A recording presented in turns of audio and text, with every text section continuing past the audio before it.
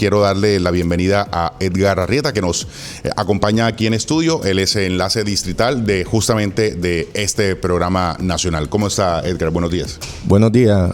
Muy bien. Aquí trabajando para el programa Renta Ciudadana en la ciudad de Cartagena, que es una oportunidad evidentemente de superar uno de los pilares de cómo se supera pobreza en Colombia. Bien, vamos a detallar eso más adelante porque ahí es donde está el debate. También quiero darle la bienvenida y saludar al profesor Efraín Cuadro, economista y profesor de la Universidad de Cartagena, que nos acompaña vía Zoom. No lo tenemos todavía, pero bueno, ya se está conectando. Bien, vamos a esperar a que se conecte para que empecemos a tener ese diálogo.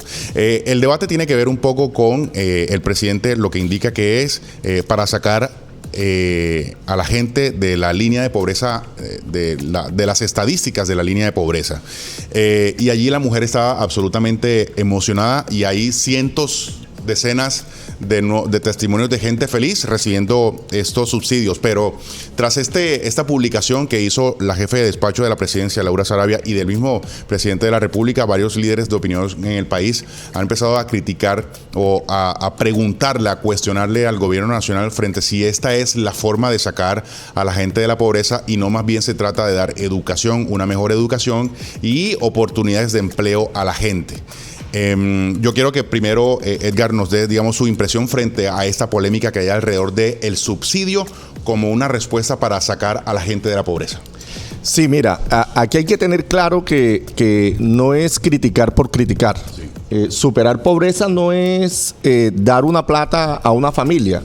Está mostrado, está en las teorías económicas, se dice que el tema de pobreza se supera por lo menos con 11 variables.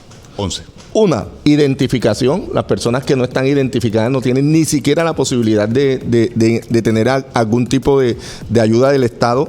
El tema de salud, el tema de educación, tema habitabilidad, ingreso y trabajo, fortalecimiento institucional, acceso a la justicia, seguridad alimentaria, dinámica familiar y bancarización. Eso es lo que se llama, digamos, el contexto, eso da como la pobreza multidimensional. Multidimensional.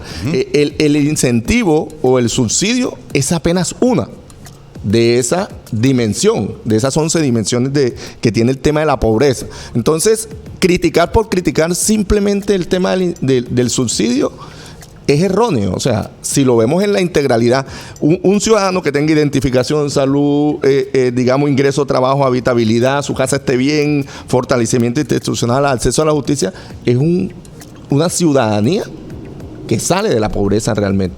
Pero evidentemente lo que estamos haciendo aquí o lo que está haciendo el gobierno nacional es atacando uno de las circunstancias, una de las variables que va a superar pobreza. En este caso es el hambre. El hambre. Y el tema de ingreso monetario. Que es a través del ingreso monetario, que se puede dar a través de eso para el hambre, y el otro es el tema y ahí es donde quiero ahondar, que es el tema del empleo, de cómo de esa persona se mantiene, es autosostenible. Bien, quiero darle la bienvenida y ahora sí al profesor Efraín Cuadro, docente de Economía de la Universidad de Cartagena. Profe, es un placer volverlo a tener acá y escucharlo. Primero, buenos días, bienvenido. Gracias, Yair, gracias. Saludo también a Edgar, a Paola y a toda la amable audiencia de este excelente programa. Bueno, primero, su impresión de entrada frente al significado de un subsidio contra la pobreza. Me parece muy precisas y muy acertadas las palabras que escuché de Edgar, en el sentido de que la pobreza es un problema complejo, es un problema, como bien lo dice su nombre, multidimensional, y que, por tanto, hay que atacarlo de manera holística, de manera también transdisciplinaria, de tal manera pues que el subsidio, como bien lo dijo él, va apuntando a uno de los aspectos más neurálgicos que tiene la pobreza, pero que no es el único, y es tratar de que la persona no pase hambre, de tal manera pues que mi opinión de entrada a la pregunta que me plantea Yair es esa. Me parece que está muy bien, excelentemente diseñado esta política de choque, porque el hambre es ya, el hambre no se puede, el hambre no espera capacitación, el hambre no espera una preparación para el trabajo, el hambre no espera que me enseñen a pescar. Sí. No, el hambre espera es alimentación y agua potable para poder subsistir. Entonces es una cuestión de choque. Pero y la pregunta subsiguiente es, y bueno, y después de este subsidio, ¿qué? Tú calmas el hambre, pero primero, ahí yo veo dos dificultades. La primera es para que le rindan los 500,000 pesos durante los 30 días. Eso sí, por supuesto, no tiene otro tipo de ingresos. Si es una persona que es con absolutamente problemas absolutos en el ingreso, digamos, monetario. ¿Cómo hace? ¿Qué sería bueno para alimentarse? Bueno, ya eso es otra discusión, pero y después de eso, ¿qué? Digamos, de que recibe esa plata, como veíamos a esta mujer en Barranquilla, feliz y contenta en su teléfono, que veía que le ingresó ese dinero a su cuenta. Bueno, yo quisiera ya entrar en reflexiones más integrales, más holísticas, Sí. en este sentido, y ahí, porque hay veces las personas no dimensionan el problema. La pobreza en Colombia, en Latinoamérica y en muchas partes del mundo es una consecuencia de un proceso de exclusión y de marginalidad una exclusión que se dio primero es la exclusión económica, es decir, a la gente le quitaron las fuentes de ingreso y nos referimos específicamente a la tierra. La tierra se le fue quitando al campesino y se fue concentrando en pocas manos. Eso significa que muchas familias quedaron sin la posibilidad de generarse un ingreso y su único medio, que era la tierra, se les expropió.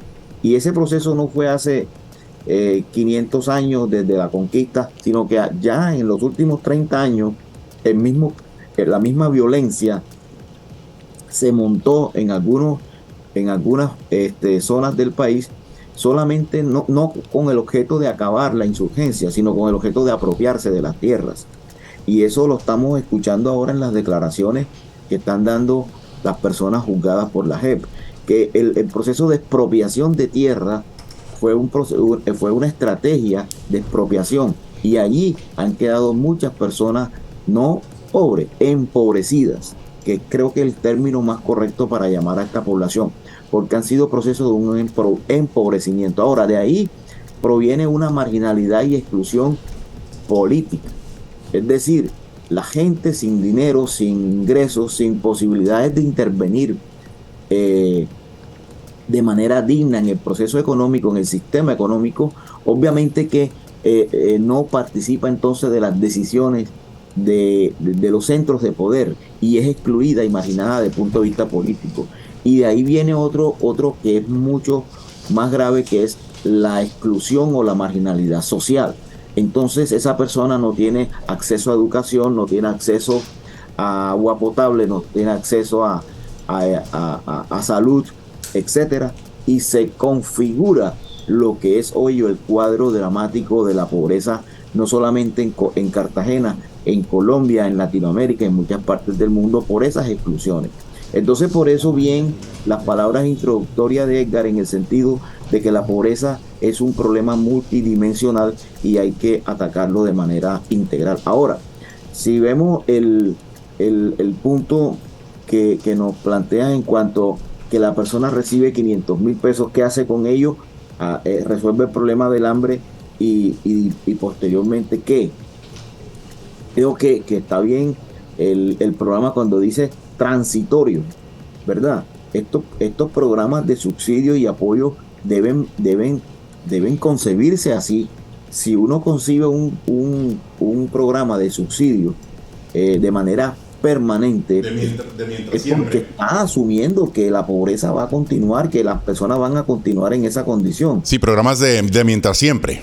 Exactamente, eso no es la idea. La idea es que la persona salga de ahí, pero por el momento, para que esa persona vaya a un proceso de capacitación, vaya al SENA, vaya a la educación, que es el factor que transgeneracionalmente se ha demostrado es el factor que permite superar condiciones de pobreza. Mientras eso sucede, hay que mitigarle el efecto inmediato que es vital, Sí. que es el hambre y la sed. Pero ¿y cuánto tiempo tiene que durar, Edgar, ese mientras siempre o ese mientras tanto? En el entendido, por ejemplo, hoy el profesor Cuadro es docente de la Universidad de Cartagena, la universidad que está llamada a justamente a capacitar a las personas más vulnerables de la ciudad, pero tiene unos cupos que son limitados. Mientras no se avanza, digamos, en esa apertura o esa ampliación de la cobertura, en este caso, para poner un ejemplo cualquiera de la Universidad de Cartagena, ¿hasta cuándo tiene que ser esa ayuda monetaria, ese incentivo, o ese incentivo no, esa ayuda o esa subvención a las familias o a las personas? Sí, Jair, el profesor Efraín lo ha dicho muy claramente. Yo creo que ahí está plasmado la tesis del tema de superación de pobreza. Él lo decía, el hecho de qué van a hacer con esos 500.000 pesos es un tema, y en la dimensión de cómo superar pobreza tenemos dinámica familiar, que es a partir de eso, de la dinámica familiar, mirar cómo la familia genera un tema de relacionamiento tal que diga que es que ese subsidio es para utilizarlo en una cosa pertinente para el tema de la que es la comida familia y el hambre, pero digamos, ¿qué herramientas hay o plantea este programa para justamente garantizar que las personas se gasten este dinero en lo que corresponde y no en rumba, no en trago y en otras cositas? Efectivamente, mira, Renta Ciudadana, que anteriormente era Familias en Acción, tiene un tema de corresponsabilidad, claro, en la familia, y eso lo planteamos aun cuando anteriormente no se hacía, a partir de cuando nosotros llegamos a este programa, esa corresponsabilidad. ¿Y cuál es la corresponsabilidad? Una responsabilidad que tiene la familia, que es en el tema de salud, estar permanentemente todos los meses llevando a los niños menores de 6 años a control médico, y los mayores de 6 años y hasta 18 años garantizarle que estén en el colegio por lo menos el 80% de sus clases mensuales. Lo que quiere decir que si no se cumple ese condicionamiento, la persona no recibe el subsidio. Igual pasa en los demás subsidios. O sea, hay una corresponsabilidad, unos requisitos, digámoslo así, para que llegue ese dinero. Y aquí hay un tema que yo creo que es fundamental frente a la tesis que dijo el profesor Cuadro, y es que también critican mucho el hecho de que el presidente haya dicho en un momento dado, es que no, por ejemplo, en Colombia Mayor no me dieron las cifras, sí, para los 500.000 pesos. Y van ahorita cogen 80.000, ¿cierto? Y van a coger con el nuevo plan de gobierno 230.000 pesos, más o menos. Pero fíjate, la línea de pobreza, Yair, en Colombia está en 166.099 pesos. Mensual. Per cápita, persona, sí, por persona. Sí. En Cartagena está en 161.455. Y por ejemplo, decirte, una familia que tenga 3 integrantes en Renta Ciudadana, le están dando 560.000 pesos. Lo que quiere decir que dividido eso da 186.666. Ahí efectivamente se está superando pobreza frente a la dimensión de ingreso y trabajo, ¿cierto? Entonces, es como nosotros entendemos que estos subsidios es apenas una parte fundamental para lo que el profesor Cuadro decía, ese dimensionamiento holístico que hay que trabajar con la pobreza. Bien, quiero indagar después con el profesor Cuadro justamente sobre esas cifras que para asuntos de gestión pueden ayudar, digamos, a un gobierno, pero que de manera estructural no se resuelve, porque mi gran pregunta es, ¿y después del subsidio qué? Pero justamente vamos a ir a una de las zonas de Cartagena más deprimidas, más vulnerables de la ciudad, que está en la zona oriental, suroriental de Cartagena, y es hacia la avenida Perimetral, hacia la Ciénaga de la Virgen. Ahí está en el barrio La María.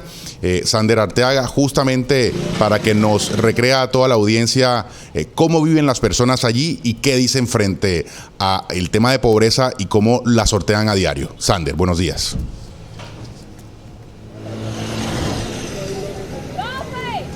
Yair, Paola, televidentes, muy pero muy buenos días. Efectivamente me encuentro acá en la vía perimetral, sector barrio La María, donde hay personas que en este momento están indicando que están padeciendo alguna dificultad con relación a esta entrega solidaria que está realizando el gobierno nacional del presidente Gustavo Petro. En estos momentos, pues como pueden observar, acá a mis espaldas están las viviendas de las personas. Esto no tiene estratificación social, esto puede ser estrato cero, y las personas indican que en el momento que le hicieron las encuestas para recibir este beneficio tuvieron varios problemas. Entonces, por ejemplo, acá me acompaña, ¿me regala su nombre? Dioselina Gómez Blanco. Señora Dioselina, ¿cuál fue la problemática que usted tuvo al momento de que le hicieron la encuesta y al momento de recibir el beneficio? Bueno, yo antes era A1, estaba en nivel bajo. Ahora mismo me encuentro que aparezco en C7.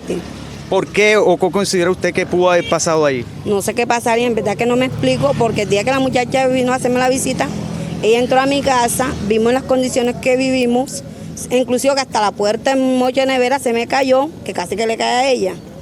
Tengo una bebé de 4 años, no puedo salir a trabajar, ni la puedo meter en los subsidios porque salí según en extracto acto. Bien. ¿Qué tanto ustedes, acá me acompaña también otra madre cabeza de hogar, ¿me regala su nombre? Me llamo Yaciri y soy madre cabeza de hogar, soy desplazada y estaba en A1 y ahora aparezco en B5. Bueno, para que la gente entienda un poco qué es A1 y qué es B5. A1 es pobreza extrema y B5 es pobreza moderada. ¿Por qué considera usted que aparece ahora en pobreza moderada? No sé, porque yo vivo acá en una casa arrendada que se inunda cuando llueve, vinieron a hacerme la visita y ellos vieron todo eso y no sé qué pasó. Bien, normalmente con este subsidio que entrega el gobierno, ¿qué hacían ustedes normalmente con este? ¿Me regala su nombre? Berly de Ortiz Cabalca. ¿Qué hacía usted? ¿Para qué le alcanzaba este beneficio? Yo soy nueva apenas, pero no alcancé a cobrar porque ellos me dijeron de que tuve problemas en el CISBEN. ¿Y en el anterior gobierno usted recibía algún subsidio? Ingreso solidario, pero no lo recibí más desde diciembre. ¿Y con eso que recibía, para qué le alcanzaba? Para ayudarme yo y mis hijos. Listo. Asimismo, pues acá nos acompaña otra de las madres que está también padeciendo los efectos de esta encuesta que se realizó y que en estos momentos pues no están recibiendo el subsidio. Bueno, ¿me regala su nombre? Inés Bejarano Moreno. Señora Inés, ¿cuál es el inconveniente que ha tenido usted para recibir este beneficio? Porque según mi hija, tengo una sola niña y según mi hija no aparece en el CISBEN 4. Entonces, como no aparece en el CISBEN 4, no me le pagaron. Me dijeron que tenía que ir otra vez allá al CISBEN para que me la ingresaran de nuevo para poder cobrar el subsidio. Bien, ¿qué tanto le ha costado en estos momentos o cómo se ha sentido usted afectada al no recibir este beneficio? Bueno, a mí bastante porque, por ejemplo, desde que la mamá de la bebé falleció, yo me hice cargo a la bebé y yo no puedo trabajar porque estoy al cuido de la bebé. No me entra ingreso por ningún lado porque yo no cuento con y por ejemplo, el sustento de la bebé soy yo. Y si yo no estoy trabajando y no recibo un beneficio de ayuda, ni una clase de ayuda, estoy mal. Bien, ¿para qué le alcanzaba ese beneficio que recibía? Bueno, por ejemplo, para comprarle, antes yo le compraba sus potes y ahora mismo la bebé está en el colegio y me servía para muchas cosas, para el alimento de ella. Bien, allá en el canal, en el SEC, se encuentra un delegado de la Oficina de Participación Ciudadana. El mensaje que de pronto ustedes quieren hacerle llegar, un mensaje que le quieran hacer llegar para que él se apersone de esta situación. Que nos vengan a hacer la visita nuevamente para ver si nos van el puntaje. Bien, muchas gracias. Bueno, esa es la situación entonces que están viviendo decenas de madres cabeza de hogar ubicadas acá en el barrio La María, sector La Perimetral, donde no han podido recibir el beneficio de la renta ciudadana que había prometido el gobierno de Gustavo Petro y que en estos momentos es de vital importancia para el sostenimiento de su familia. Es la información que tengo en estos momentos desde acá, desde la avenida Perimetral, sector La María. Continúen ustedes con más en estudio.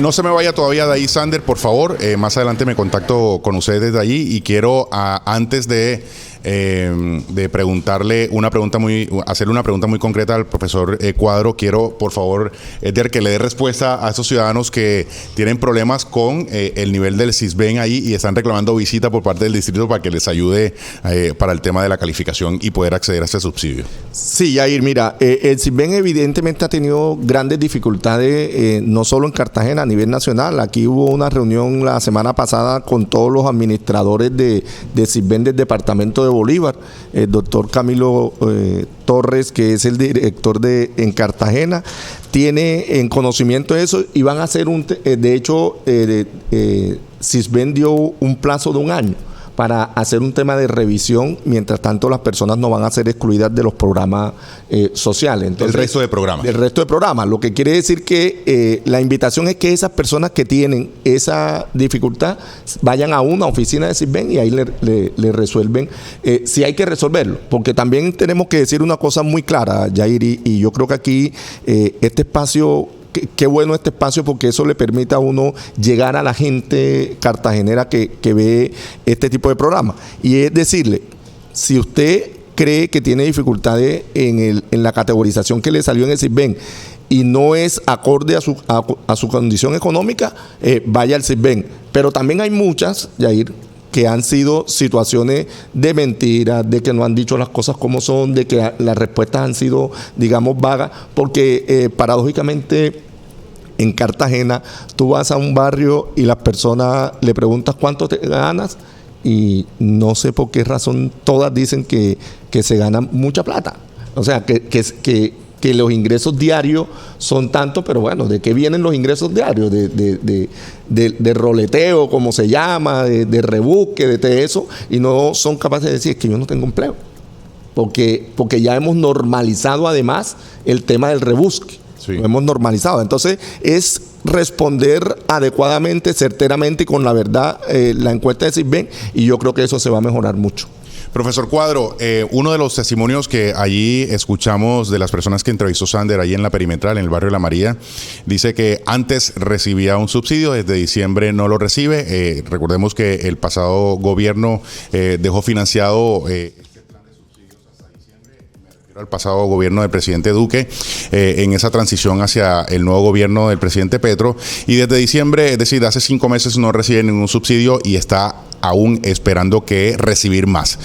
Y ahí vuelvo con la pregunta, es ¿hasta cuándo? Es hasta mientras siempre, ¿hasta cuándo una persona va a mantenerse esperando subsidios y que los subsidios que recibió no le hagan de alguna forma cambiar la vida para que deje de estar esperando vivir de una subvención a ser más autosuficiente? Claro, el contexto tiene que ayudarle, por supuesto, con otras dimensiones de lo que ya habíamos conversado de la pobreza, pero ¿qué suscita, digamos, un comentario o una experiencia como la que escuchamos aquí en este testimonio de la señora?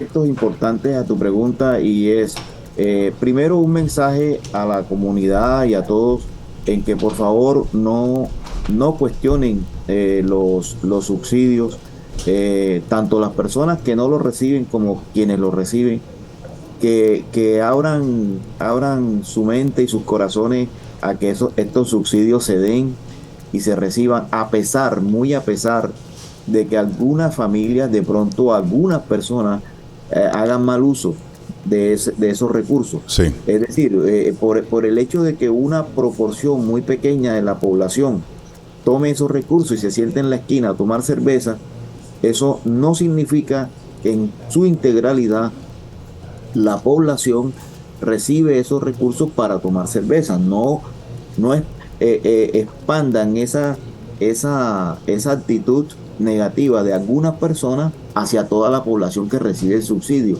La gran mayoría de la población que recibe subsidio lo necesita y lo utiliza bien. Soluciona problemas de hambre, le permite darle en esos días para el transporte al hijo que va al colegio, en fin, le permite mejorar sus condiciones de alimentación. Eso es lo primero. Y lo otro que también es importante, lo que dijo Edgar, en qué están condicionados los subsidios. Los subsidios están condicionados a una vinculación de la familia a procesos educativos. Y eso es vital, porque eso significa que se está apostando a la mejora transgeneracional del problema de la pobreza. No hay factor. Mire, si usted, no hay necesidad de hacer una gran investigación. Si usted coge una familia pobre y le pregunta ¿cuál de ustedes ha estudiado? No, mi hijo estudió, ya esa persona está en otras condiciones. Sí, ya claro, sin duda. En otro barrio. Y así se va escalando. Entonces, si nosotros logramos hoy que las familias vinculen a sus hijos en educación, estamos diciendo que ese niño va a criarse en unas condiciones distintas y los hijos de ese niño van a estar en mejores condiciones, porque esa es una cadena positiva. Entonces, yo creo que hasta cuando, Yair, se hace necesario esto, hasta cuando sea necesario apoyar a una familia para que ella vincule a su familia, a sus hijos en un proceso educativo. Yo creo que ahí está la clave de la superación. En una generación, estamos hablando que una generación son 25 años, pero de pronto reduzcamos eso más. Ojalá sean 12 años o unos 16 años donde nosotros veamos una superación significativa de la pobreza.